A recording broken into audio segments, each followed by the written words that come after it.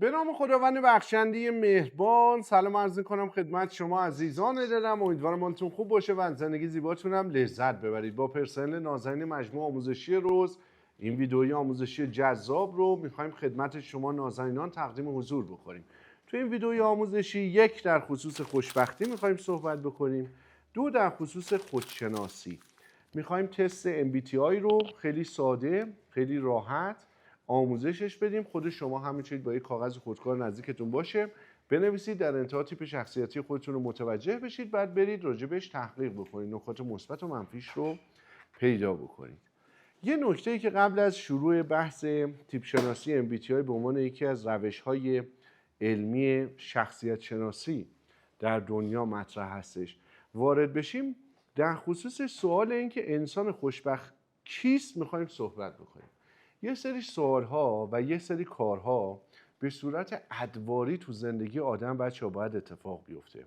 من یه سری سوال همیشه از خودم دائما میپرسم. یکی از اون سوالایی که همیشه از خودم میپرسم میگم انسان خوشبخت کیه؟ نظر شما چی حالا؟ انسان خوشبخت کسیه که از زندگیش لذت ببره. از زندگیش لذت ببره انسان خوشبختیه. تعریف قشنگیه. دیگه کی چه تعریفی داره؟ آرامش داشته باشه از هر نظر. استرس نداشته باشه. آفرین فرشا. راه خودش رو پیدا کرده باشه. آفرین. تو لحظه حال زندگی کنه. مثل شعار پپسی. Live in the moment. خب امیر بگو.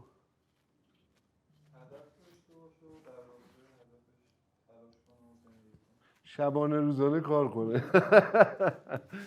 آفرین. دخترها بگن لذت ببر. آفرین. محمد چیه پاسخش؟ خب ارشیا چیه نظرش؟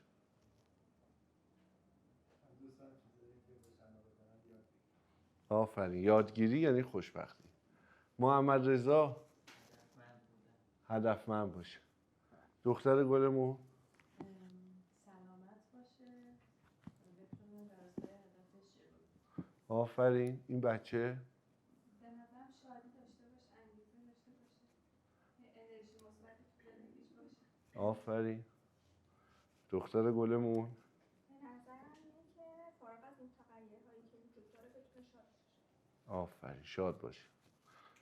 من پدر مادرم همیشه بخندم. آخه و همسر آینده. ایمان چطور؟ از چیزایی که داره میتونه لذت ببره. لذت ببره. علی رضا من خیلی بهش فکر کردم. من فکر کنم انسان خوشبخت کسی که انتخابگر باشه. یعنی چی؟ تو هر لحظه بتونه انتخاب بکنه. مجبور نباشه که کاری رو انجام بده یا انتخاب شده نباشه. آگاهانه انتخاب بکنه. آزادی عمل داشته باشه. این خیلی پاسخ خوبی بود. دیگه چی؟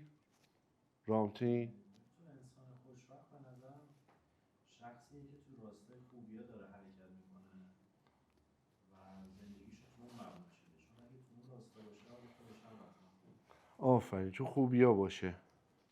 ایمان گفتی؟ همه اظهار نظر کردن؟ محمد بگه.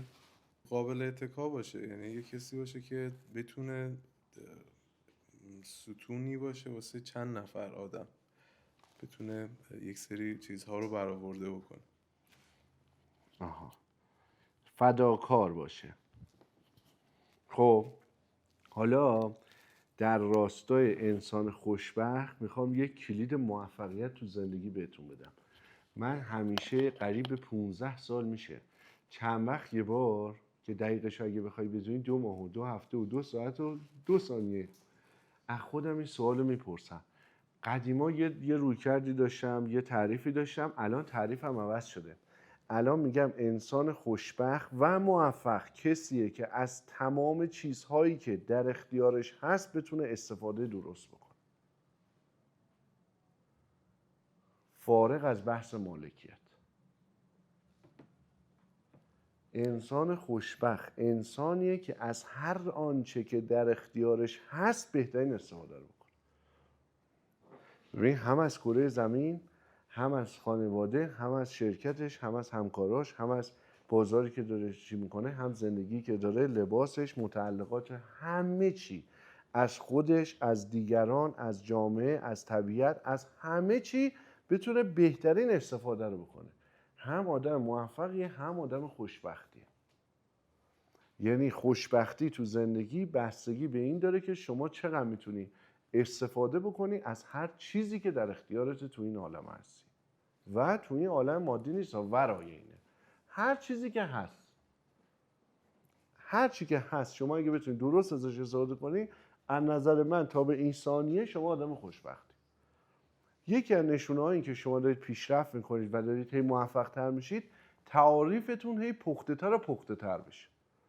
یعنی الان شما هر کدومتون راجع به خوشبختی یه تعریفی داشتید، سال دیگه حیف شد بچه‌ها خیلی امروز غیبت دارن، سال تعریف همه رو دوست داشتم بشنوم، سال دیگه باید تعریفتون پخته‌تر بشه. باوراتون، ایمانتون، دیدگاهتون، زندگیتون، جهانبینیتون هی باید پخته‌تر بشه. حالا برای اینکه هی پخته‌تر بشه، یکی از کارهایی که باید بکنید خودشناسیه. حالا برای اینکه خودتون رو بشناسید، یکی از کارهایی که باید بکنید تست خودشناسیه. یکی از این متدهای خودشناسی تست MBTIه که خیلی تست سنگینیه، خیلی هم تست سختیه. وقتی میری این تست رو بزنی، اینقدر سوالا رو هی مثل هم دیگه میپرسه و اینا، آدم عصبی میشه، دوست داره جیغ بکشه.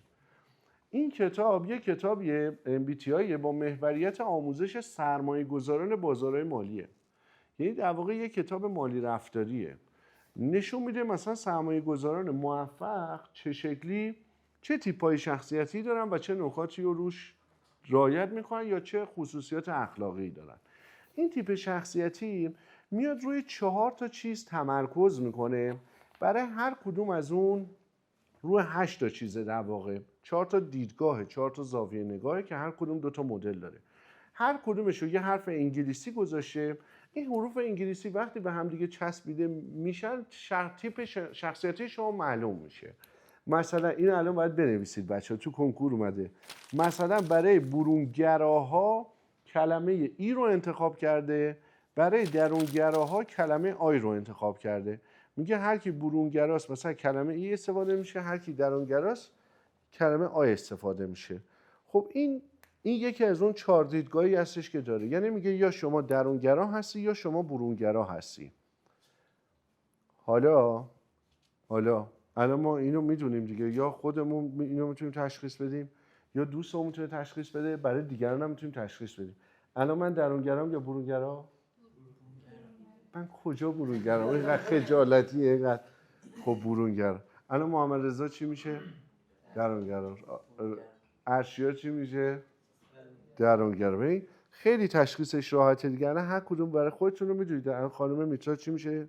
درونگرا. درسته؟ خب کی اینجاست که هم برونگرا باشه هم درونگرا؟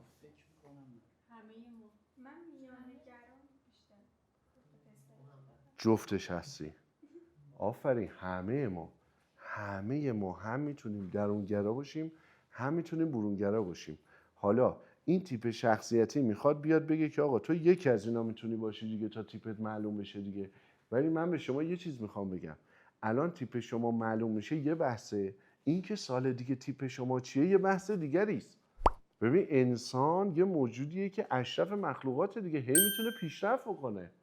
الان مثلا علیرضا درونگرا بوده، الان برونگرا شده، ولی هنوز درونگرا هم هست. یعنی الان تو شرکت برونگراست، ولی من مطمئنم که علیرضا هنوز تایمایی رو داره خلوت خودش درونگرایی میکنه. خب این نشون دهنده چیه؟ این نشون دهنده اینه که علیرضا تو این زمینه رشد شخصیتی داشته. حالا برگردیم به اول بحث. اگر شما بخوای آدم خوشبخت و موفقی بشی، باید تمام این ویژگی‌های تیپ‌های شخصیتی رو جفتش رو داشته باشی. پس این که الان چه تیپی داری یه بحثه، این که بعداً چه تیپی خواهی داشت یه بحث دیگه است. بعداً نباید تو این 16 تا کاتگوری طبقه بندی بشی. باید توی کاتگوری باشی که اصلا ورای این 16 تا باشه. تمام خصلت‌های مثبت اینو داشته باشی. پس شما همتون هم باید برونگرا باشید هم باید درونگرا باشید، اما در حال حاضر یکیشو بیشتر از اون یکی هستی که اگر از خودت یا دوستات یا از نزدیکانت بپرسی بهت میگن که الان یا درونگرایی یا برونگرایی، یعنی یکیش الان غالب‌تره. اینو میتونی شما به راحتی تشخیص بدی. الان امیر تو درونگرایی یا برونگرا؟ آفرین.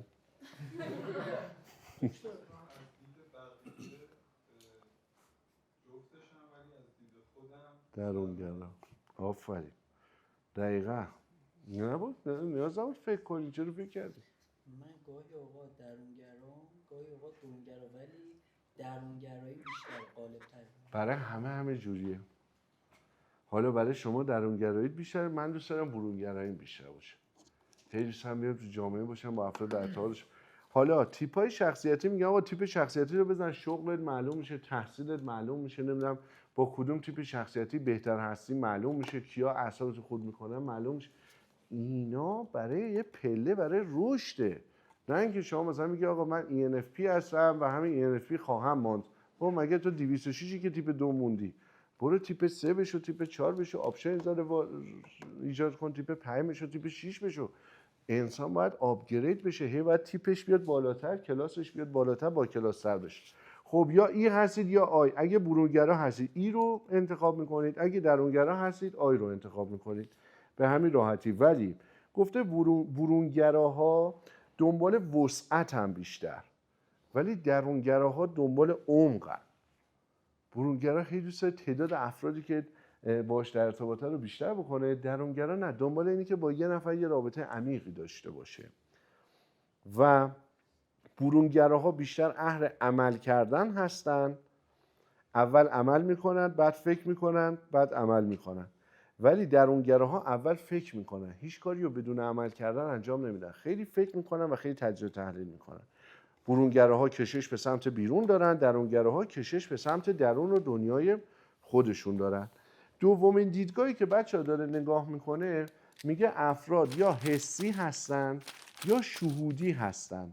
شهودی کلمه انه، حسی کلمه اسه.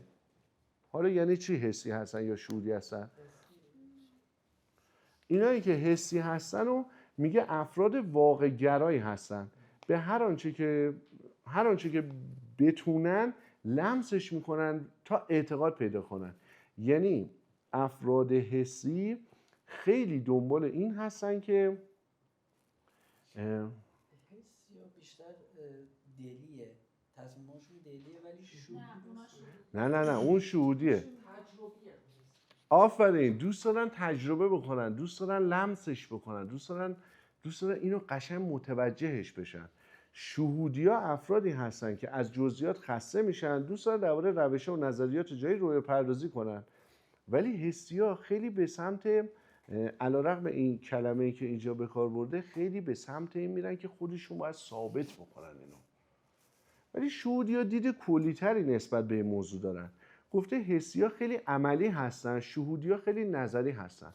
مثلا شما موقعی که مثلا یک کلاس میری دیدی بعضیا میگن آقا ما دوست داریم اول تئوریشو بشنویم بعد بریم عمل. خب اینا شهودی هستن، اینا دوست دارن تئوری و نظریه‌ها رو بدونن.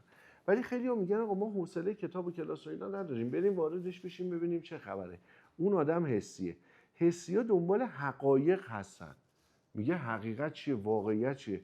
ولی شهودی‌ها دنبال الهام و اون چیزی که واقعا به حسشون بهش الهام، نه اون الهاما، دنبال چیزی که بهشون الهام میشه و دنبال اون چیزی هستن که در واقع اشتیاق دارن و کیف میکنن و دنبال چیزهای جدید هم هستن، فراگیری مهارت‌های جدید. ولی حسی‌ها دنبال این هستن که یه مهارت رو کامل بکنن. مثلا من خودم توی کلاس رفتم، کلاس آموزشی دوستم یا پس برم استخ، بعد برم تنیس، بعد برم رزمی، بعد برم این چی دیگه. ولی یکی میگه نه آقا من مثلا رزمی میرم تا مثلا دان 11 که هنوز به وجود نیامده. خب این پس آدم حسیه، اون یکی آدم مثلا شهودی هستش. حالا شما کدوم از اینا هستید؟ شهودی. حسی نداریم اینجا؟ شهودی مثلا ممکنه چند تا تخصص رو با هم بخواد یاد بگیره. آفرین. هیچ کدومش تکمیل نشه. خیلی اشتیاق داره که هی یاد بگیره. خیلی دنبال نظریه است. خیلی دنبال عمل و اینا نیستش. اینه اس و اینه من اینم دیگه حسیه. شهودی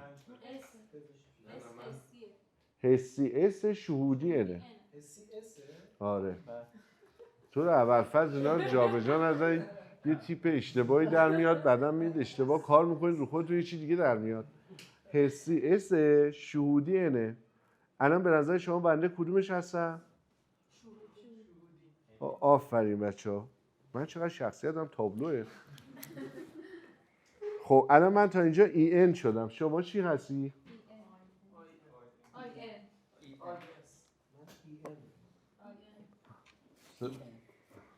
خب خیلی شبیه هم دیگه هستیم در اینجا یه چیز جالب در خصوص سرمایه گذاری مثال زده میخوام براتون اینو بخونمش گفته سرمایه گذارانی که شخصیت حسی دارن دنبال مشاهده هستن به روش‌های ارزیابی تحقیقی گرایش دارن که مبتنی بر حقایق و روابط مستحکم باشه شعارشون اینه که ترکیبی از گروهبان این که چرت و پرته حقایق رو به من نشون بدی شعارش اینه حقایق رو به من نشون بدی حدس و گمان و الگوی جدید و اینا رو ولش کن اون چیزی که سالیان سال کارآمد بوده رو به من بگید آنها علاقه به خرید سهام شرکت‌های اینترنتی ندارن چیزهای جدید ندارن دوست دارن چیزهایی که در گذشته ثابت شده اینها رو مثلا افرادی که اهل تکنیکال هستن اینا عمدتا افراد حسی هستن یعنی میگه در گذشته چی اتفاق افتاده همونو بگید ما مطمئن بشیم دوباره همون اتفاق میفته ولی افراد شهودی اینا عاشق بازی هستن ایده های جدید هستن امور انتزاعی و جدید هستن و اینا دنبال بازارهای کارآمد و دنبال تغییر و اینها هستن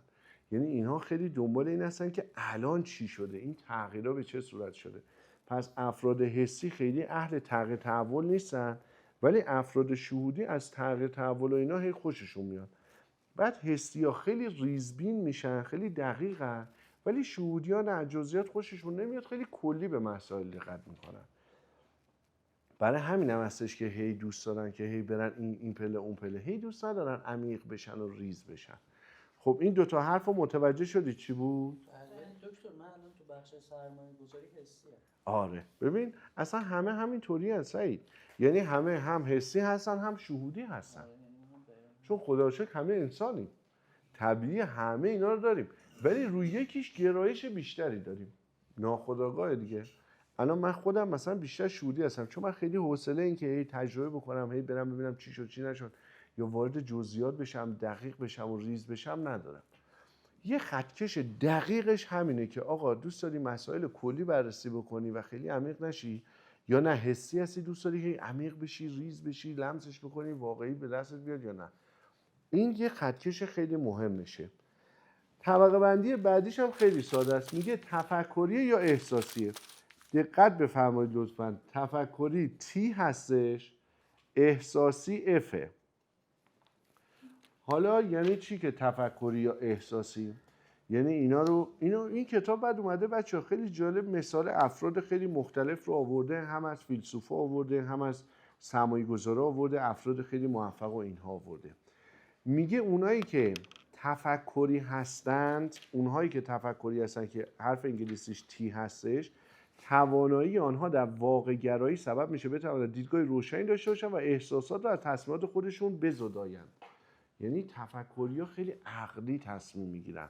فارغ از احساساتشون مثلا یعنی دقیقا سعیده میگه آقا من کاری به این بحث احساسات این قضیه ندارم منطق و عقل اینو میگه که باید این کارو کرد خب و احساسات رو از تصمیم گیری‌های خود جدا میدونن واقع گرایی میتواند تاثیر مخربی بر ارتباط کاری آنها داشته باشه و ارزش‌های اخلاقی را در سازمانشون تنزل بده سعید زیرا به تو زد میگه فقط به بحث عقلی بودن موضوع فکر میکنه یک فرد تفکری یه فردی که تفکریه فقط به موضوع درست بودن مثلا میگن آقا جان تفکری این شکلی هستش که بچه‌ها ما یه سری استاندارد میذاریم اینجا هر کسی تونست به این استانداردها برسه با ما همکاری ادامه میده هر کسی نتونست دیگه ادامه نمیتونه همکاری بده این میشه دیدگاه تفکری دیدگاه احساسی چیه میگه بابا جان احساس داشته باش این رفیقمونه دوستمونه بابا تازه اومده اینجا گناه داره آدم خیلی خوبیه این راه میفته صبوری بکن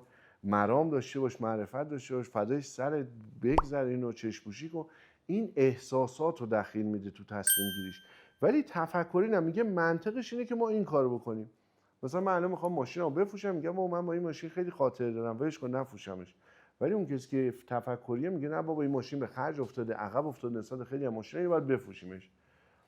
پس دقیقاً تو زندگی خیلی این صادقه که آقا شما تفکری هستی یا احساسی هستی. مثلا خدا رحم بکنه که شما با یه آدم تفکری بخوای ازدواج بکنی، میگه دیگه حد ضررت خورده، دیگه به درد نمیخوره. آدمای تفکری خیلی راحت طلاق میگیرن، ولی آدمای احساسی اینجا نمیتونن راحت طلاق میگیرن. بابا جان حالا اشکال نداره، ما از زندگی تو گند زدی، من الحمدلله کم نذاشتم برات، حالا بیا دوتایی درستش میکنیم. این رابطه ارزشمنده، این زندگی ارزشمنده. پس احساسی چه توی همه چی صادقه. مثلا شما تو سرمایه گذاری میگه آقا من نسبت به وسپه یه احساس عجیبی دارم، این خیلی خوبه، این اینجوری. ولی تفکری میگه نه بابا جان وسپه مثلا دیگه پی بدیش رفته بالای 6.5 ولش کن. پس دیدگاه‌های افراد متفاوته. تفکری چی میگه؟ میگه آقا الان ما باید مثلا به بودجه تبلیغات بذاریم و اینکه با توجه به این هزینه‌ای که مثلا داره دوره‌های ما الان ارزون هستش، اینو باید گرون کنیم. احساسی میگه با مردم گناه دارن، بابا فشار داری رو مردم، بذاری قیمت رو تخفیف بدید. مرداد 1805 این میشه. این قشنگ جا افتاد براتون؟ حالا این گفته افراد احساسی میتونن مشاورای بی‌نظیر بشن. حالا چرا؟ به خاطر اینکه خیلی افراد رو درک میکنن. افراد احساسی خیلی افراد رو درک میکنن، خیلی همدلی میکنن. خارجی‌ها بهش میگن این پسی خیلی خوب میکنن، همدلی میکنن، همزبانی میکنن، مردم رو توجه میکنن. ولی افراد تفکری بیشتر به درست بودن اون کار توجه میکنن، هم برای خودشون هم برای دیگران، هم به خودشون استانداردهای سختگیرانه جهت درست تصمیم گرفتن دارن، هم به دیگران. حالا شما بفرمایید تفکری تی هستید یا احساسی اف هستید؟ خدا رو شکر همه چی داریم. من کدومش هستم؟ چقدر تابلویی بابا. خب خدا رو شکر از این قسمت تستم درست هم. قسمت بعدیش خیلی ساده است، خیلی ساده است و خیلی قشنگه. جان اصلا جو 90% خودم افم، ولی شاید 10% مثلا تیش. هر دوشو همیشه داریم، فقط ببین بعضی وقتا زیاد اصلا همه جفتشو داره. خود مثلا سعید که من میگم الان تفکریه، خود سعید بعضی جاها خودش تصمیم احساسی گرفت. ما رفیقیم ما هم دیگه. خود سعید خیلی جاها تصمیم احساسی گرفته ولی عمدتاً تفکری تصمیم میگیره. ولی خودش تصمیمات احساسی هم داره. شما هم همینی، باید ببینید کدومش بیشتره، کدومش غالب‌تره. اون خیلی مهمه. حالا اینجا من یه ذره بیشتر به توضیح میدم. میگه اونایی که تفکری هستن دنبال ساختار منطقن، دنبال عدالتن، دنبال انتقاد کردن و دنبال قوانین و مقررات هستن.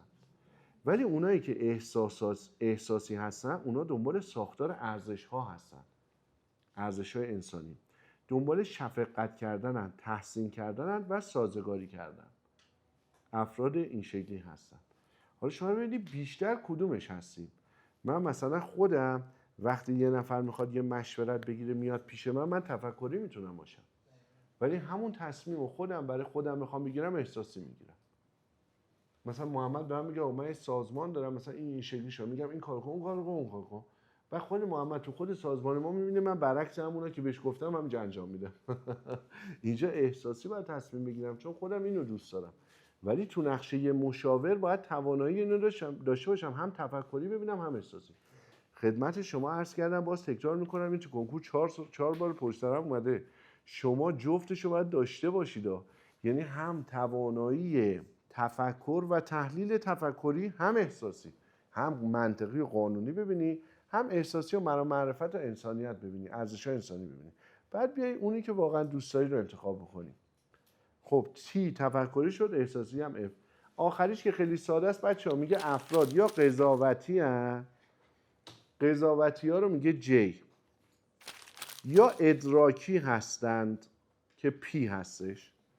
حالا قضاوتی ها افرادی هستند که بسیار بسیار منظمن و مرتبن. یکی از چیزایی که قضاوتی‌ها داره بسیار آدمای منظم و مرتبی هستن که ما نمونه بارزش اینجا داریم. الگوی منظم و مرتب بودن امیره. یعنی همیشه هم لباسش، هم میز کارش، هم هر جا امیر باشه همیشه همونجا منظم و مرتبه. خب پس من اینجا کمکت کردم امیر، یادت باشه واریس کنی اینو. قضاوتی از جی. مثلا امیر میاد تو اتاق بنده خدا اصلا میگه اینجا چه شکلی داری شما کار میکنی. افراد ادراکی خیلی انعطاف پذیرن، خیلی شلخته هستن، خیلی به هم ریخته و شلخته هستن. اینجا اومده گفته آقا دفتر کار یا آدم منظم این شکلیه، دفتر کار یا آدم انعطاف پذیر که گرایش ادراکی داره این شکلیه. حالا میگه اونایی که ادراکی هستن سازگاریشون بیشتره، ولی اونایی که قضاوتی هستن کنترلگریشون بیشتره. افراد قضاوتی خیلی بسته هستن ولی افراد ادراکی خیلی بازن. افراد قضاوتی دنبال نظم و قانون و مقررات و اینا هستن، افراد ادراکی خیلی انعطاف پذیر و بیخیال و اینجوری هستن. افراد قضاوتی خیلی هدف مدارند ولی افراد ادراکی دائما دنبال گزینه‌های جدید هستن، جستجو میکنن، هی دنبال این هستن که حالا یه چیزی تغییر کرد ایرادی نداره. خب حالا شما بفرمایید قضاوتی هستید یا ادراکی؟ من عمدتاً قضاوتی. آره جفتشو داریم نه؟ خب من کدومش هستم؟ دست شما درد نکنه، اصلا انتظار نداشتم. خب الان شما کلمات انگلیسی رو به هم بچسبونید شخصیتتون معلوم میشه. ENFP شد برای من. یادت باشه موقع اضافه کنید.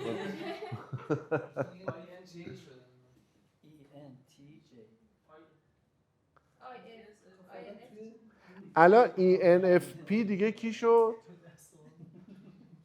ارشیا تو چی شدی؟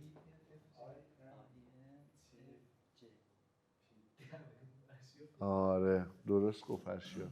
محمد چی شد؟ من این طبق چیز، البته من یه بار تستم دادم، تست تیک میده. آره اون آقایی که رفتیم پیش رو سلسله‌ای الان اتفاقا تو چت جی پی تی فرستاده بودم، پیروزی داشتیم حرف می‌زدیم. 4 تا از چیزایی که خیلی بالا خیلی عجیبه. 2 تاش ای اولش، 2 تاش آی اولش. یعنی هم برونگراییم هم درونگراییم تو بالاترین طیف هم خوبه. بعد تو 3 تاش n تکرار شده توی دومی. آره یه بار s، یعنی تعداد n من 3 تاست، s یه بار اومده. آفرین. تو همش بیشتر چیز f و t هم با هم دیگه f هم 3 تا اومده، t یه بار اومده، یعنی f هم بیشتره. آره چه احساس؟ به خاطر اینکه 5 ساله با هم داریم کار میکنیم. پیم هم تو 3 تا اومده، j یه بار اومده. خب دیگه پس تو هم دقیقاً ENFP هستی. در واقع INFP هستم. INFP هستی. آره آفرین. و نکتهش اینه که اینو اون موقع دادم، احتمالا الان بدم باز فرق میکنه. آره محمد هم جز افراد درونگرا بوده. سعید یادشه؟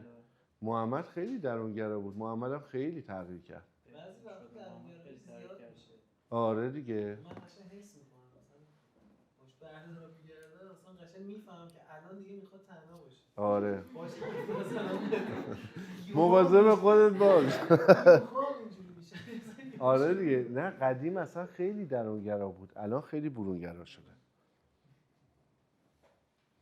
سعید هم همینطور. محمد الان فکر کنم بیش از 1 ساله که خیلی تغییر کرد. آره خیلی تغییر کرد. بعد بچه‌هایی که میان اینجا خیلی تغییر میکنن خیلی عالیه. به اینجا یه محیط دوستانه است که اصلا شما میتونید تغییر بکنید، خیلی رو خودتون کار بکنید. خیلی عالیه این واقعا. شما هم این تست رو بزنید. کجا دارید نگاه میکنید؟ خب این تیپتون معلوم شد. حالا اینو میخوام به شما بگم. الان شما تمرین چیه؟ تمرین اینه که رو جفتش کار کنید. از فردا صبح فقط ارتباطتون رو بذارید محوریت شما با محمد رضا و ارشیا. این دوتا رو از درونگرایی بکنید برونگرا. بیشتر شده دکتر. آره خیلی بهتر شده.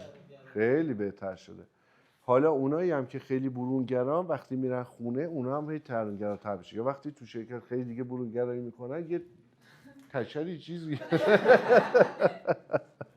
این باید تعادل ایجاد شه. مثلا قضاوتی و ادراکی، الان اگه شما مثلا شلخته هست همه چیتون، امروز برید بشید منظمش بکنید، نظمش بدید. ماشینتون به هم ریخته است ببرید کارواش، لباساتون به هم ریخته است برید درستش بکنید. من خودم هیچ چند وقت یه بار میام همه چیزمو مرتب میکنم. خودتونم باید این کارو بکنید. اینو نباید برون سپاری کنید. من تو شرکت قضاوتی هم میرم خونه ادراکی میشم. خیلی زشته. خیلی زشته. اگه آخر هفته تو خونه قضاوتی میشه. در طول هفته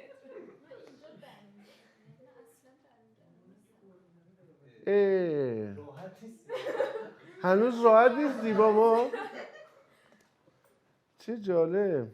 کلا یه نفر تو شرکت خیلی برونگراست دیگه. کیه؟ فاطمه. نه تو بچه ها. من دقیقا شخصیتم مثل دکتره دیگه. تیپ چیز اینه. آره جالبه. من یه ذره اون توی بچه هم اون یکی هم که ببخشید اونم یک خیلی بیشتر بود دیگه. آره اونم یک بیشتر اون بود عشق کم. توی آناگرام. من بخش تفکریم خیلی زیاده و نمیتونم کمش بکنم. باید کمش کنی سعید جان. الان همین امروز صبح من به شما گفتم کمش کن. شما 2 ساعت پیش من نبودی رفتی تفکری رو عدالت رو ایجاد کردی اونجا. بعده دیگه. ببین الان اینجا نوشته ساختار منطقی عدالت انتقاد مقرر. در صورتی که من میگم ساختار ارزشی شفقت تحسین سازگار. ببین مثلا من صبح باد بودم که نمیذاشتم که آقا، ولی ببین خودت گرای حالت تو بعد رو این کار بکنی.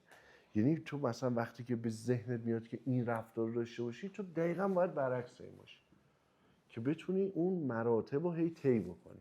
پس اصلا خودت بیشتر لذت میبری، آسیبت هم کمتره. اینجوری الان خیلی لذت میبرم. نه این خودی اشتباهه. این لذت ببین اشتباهیه. مثلا الان منم خود دوست دارم شلخته باشم. واقعا مثل امیر اینقدر آدم منظم باشه خیلی سخته. آدم دوست داره شلخته باشه ولی باید هی چند وقت یه بار چیز باشم دیگه. من خودم منظم کنم. اون امیرم باید امتحان تمرین بکنه.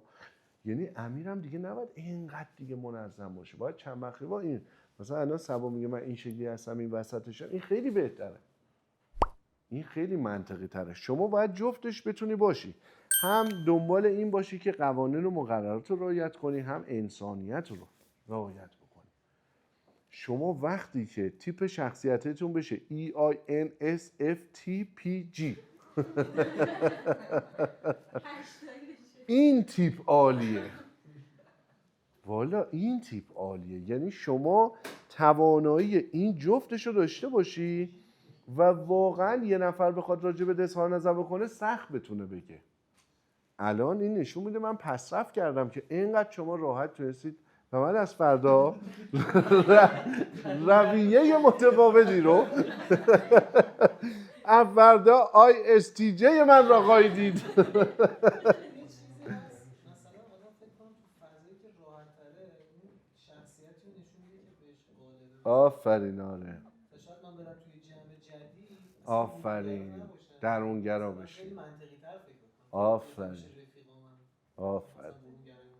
آره جا این شخصیتی که شما میگین اکتسابیه یا ویژگی که از آدم باش به دنیا میاد؟ ببین این تماماً بر حسب تربیت.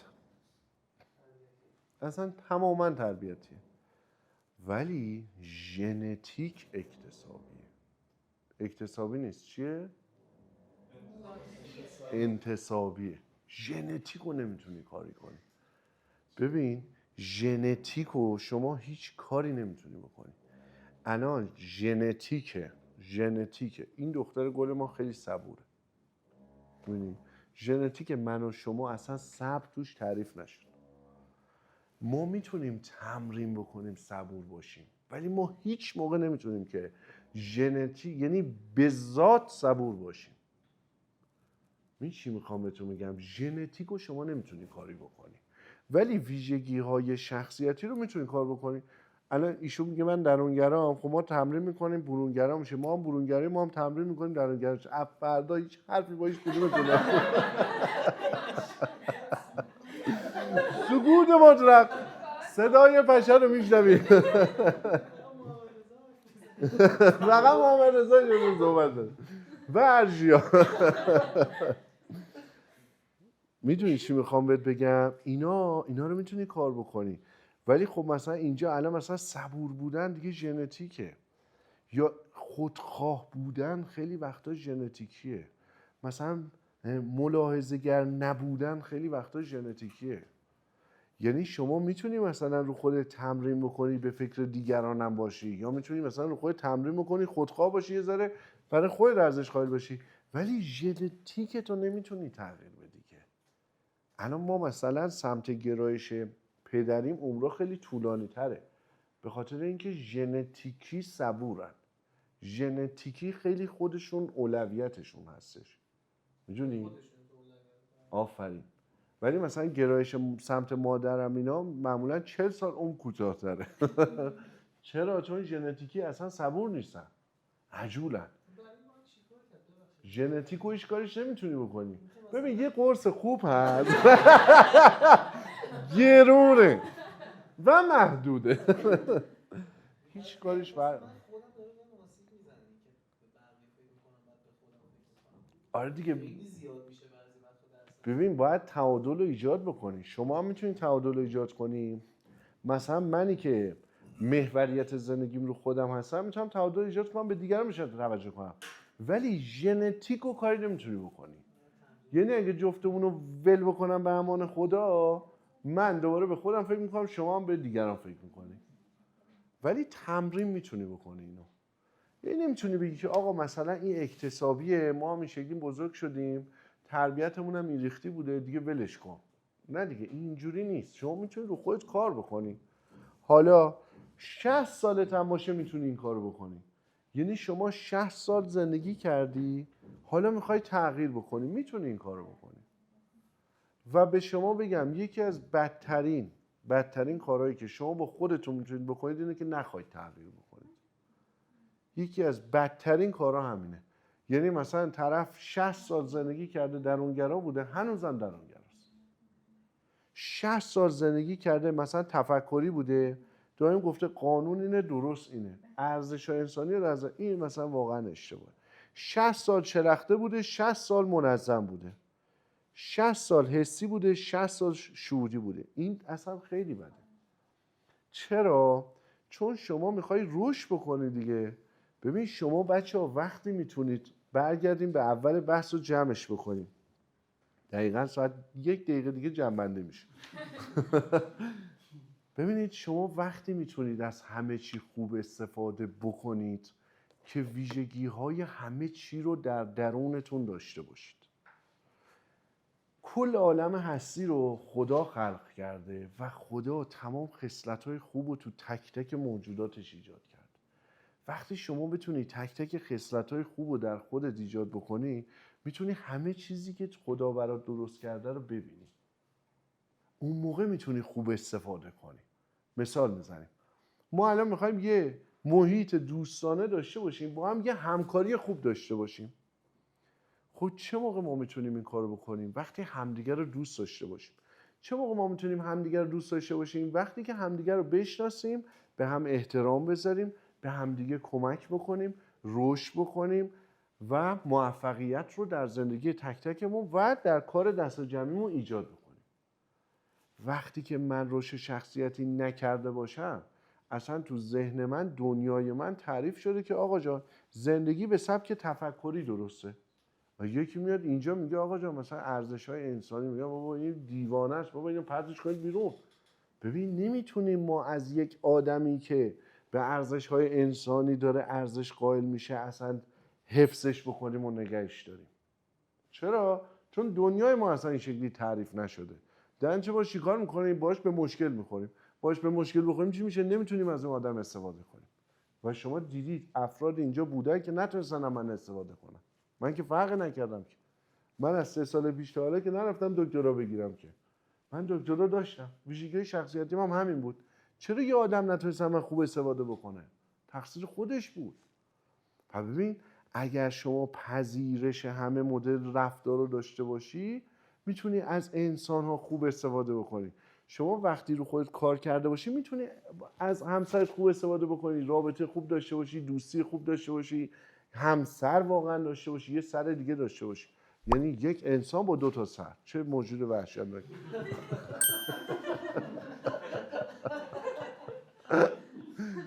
ببین وقتی شما رو 2 تا ویژگیات کار نکرده باشی شما نمیتونی ازدواج خوب بکنی، شما از همسرت نمیتونی درست استفاده بکنی. همین که ازدواج درد نمیخوره. شما وقتی رو جفت ویژگیات کار کرده باشی میتونی ماشینتو خوب نگه داری. شما اگه آدم عصبی باشی بشین پشت هر ماشینی، اون ماشین بعد از 200,000 کیلومتر اوراق. نمیتونی 1,000,000 کیلومتر نگهش. خب حیف ماشین 1,500,000 کیلومتر بعد عوض کنید. این چی میخوام بهتون بگم؟ شما وقتی میتونید از این زندگی لذت ببرید، خوشبخت باشید، واقعا بتونید از همه استفاده خوب بکنید. شما مثلا الان میگه من با پدرم مخالفم، من با مادرم مخالفم، من با خواهرم مخالفم، خواهرم بدم میاد، از این سگه بدم میاد، از این گربه بدم. خب به خاطر خودته. و اگه بتونی از همه اینا لذت ببری و با همه اینا ارتباط بگیری و استفاده درستی بکنی، خوشبخت میشی. متوجه میشی؟ یا به درگیر سگ و گربه شدید؟ شما باید بتونید همه دکتر که وقتی که این خودمون خیلی خوب میشناسیم و حالا همه این چیزایی که تو شخصیت ها وجود داره، طرف مقابل، حالا هر کسی که تو هر سمتی باشه، میتونیم اون بعد مخالفش رو هم بشناسیم آفرین و بتونیم درکش کنیم. آفرین. هم میتونی درکش بکنی، هم میتونی منجر به رشدش بشی. بگی ببین زندگی اینجوری نیستش که تو مثلا همه مشکلاتو تو خودت بریزی. میتونی بیا با من صحبت بکنی، بیا مشکلاتتو به من بگی، منم مشکلاتمو به تو میگم.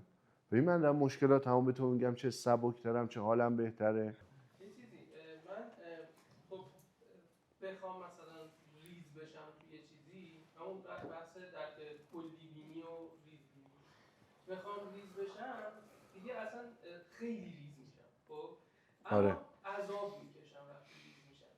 خب ادامه بده. تو حسی هستی تا من کلی بینی خیلی راحت ترم، خیلی همه چیم اوکیه، ولی اگر لازم باشه ریز بشم خیلی انقدر ریز میشم که آسیب میبینم، یعنی اذیت میشم. مثلا من یه زمانی ادیت انجام میدادم، بعد انقدر برام مهم بود این دقیقاً اونجا باشه، اصلا دیده نمیشد، یعنی از بیرون کسی نمیدید، من برام مهم بود که دقیقاً همونجا باشه، اذیت اصلا نمیتونستم ادیت کنم، حالا بعد ببین از نظر این طبقه بندی حسی و شهودی، از نظر من شما حسی هستی. به خودت چه نمره‌ای دادی؟ اس دادی یا ان؟ شهودی نه هم اس دادم، شهودی بودم، هم با خودم. از نظر من حسی هستی. شما الان چی شد تیپ شخصیتی؟ INTP. شلخته هم هستی؟ عجب چیزی استخدام کردی.